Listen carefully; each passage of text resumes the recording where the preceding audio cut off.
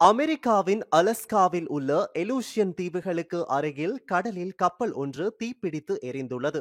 Juicy தி clothing store முழு குடும்பத்தினருக்கும் தேவையான அனைத்து ஆடை அணிகலன்களையும் ஒரே இடத்தில் கொள்வனவு செய்யுங்கள். அனைவருக்கும் ட்ரெண்டிங்கான எக்ஸ்க்ளூசிவ் கலெக்ஷன்ஸ் எங்களிடம். கொட்டஹென, ஹேட்டன் மற்றும் வில்லபத்தை புதிய கிளையில். சந்தோஷமான தருணங்களை ஜூசியுடன் கொண்டாடுங்கள்.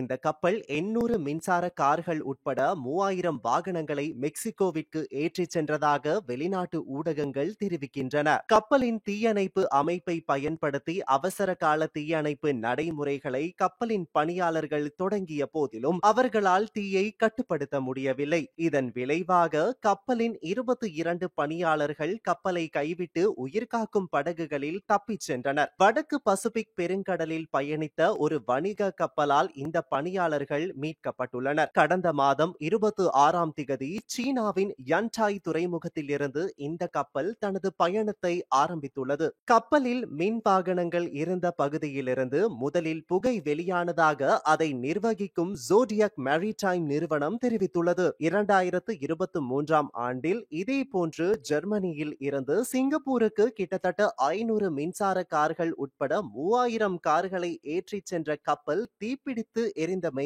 குறிப்பிடத்தக்கது.